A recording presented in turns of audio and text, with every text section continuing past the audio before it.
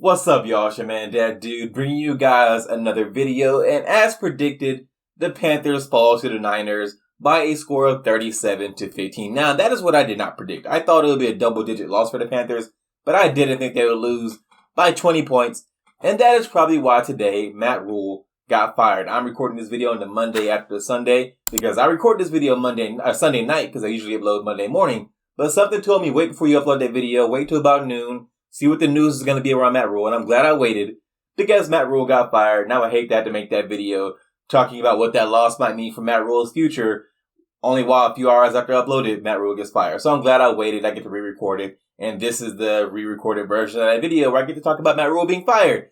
And you don't want to be happy that someone got fired because that is a human being. He has a family, he has kids and everything. I'm sure this is a rough time for him. You don't want to celebrate his firing.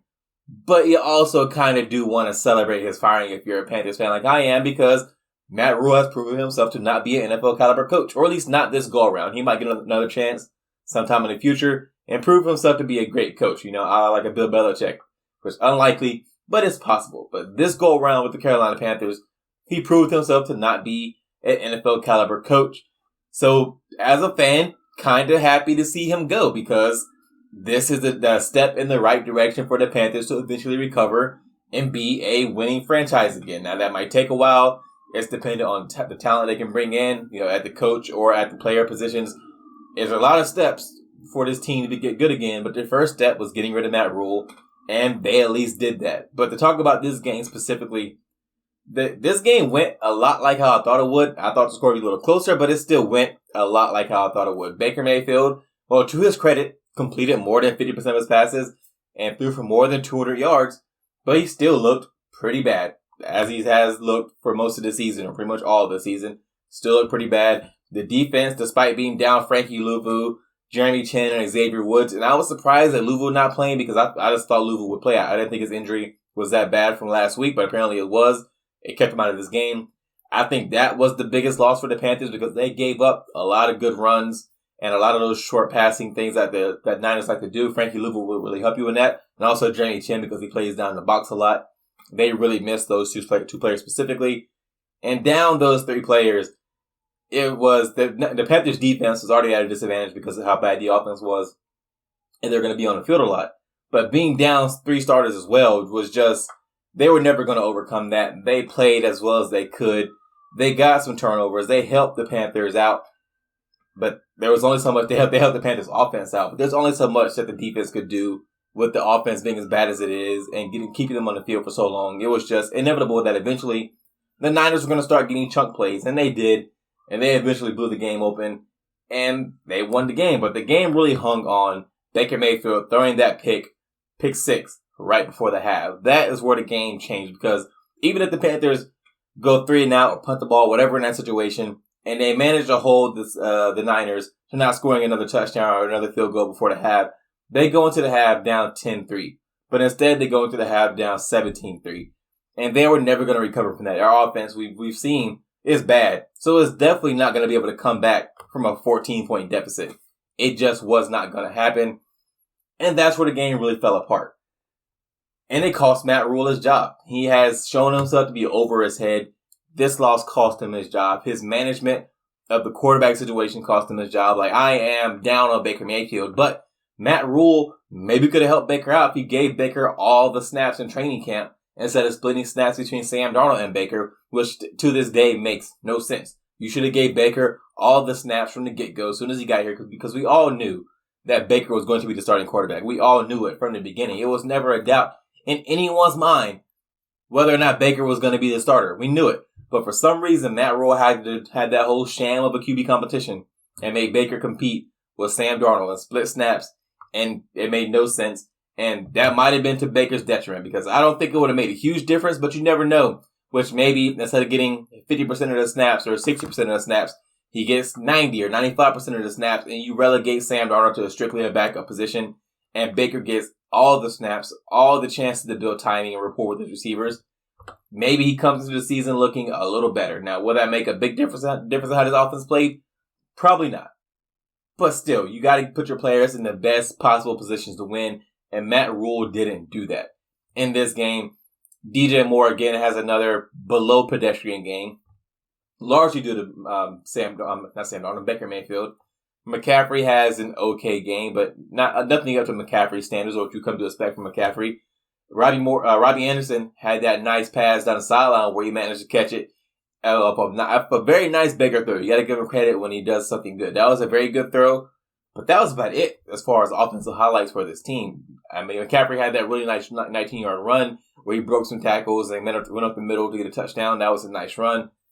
But for the most part, this offense was, again, anemic.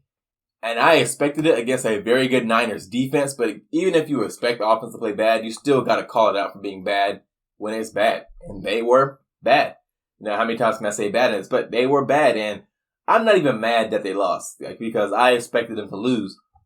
I'm just disappointed in how they performed. And man, do I sound like my parents right now. I'm not mad at them. I'm just disappointed. I didn't think they would play well.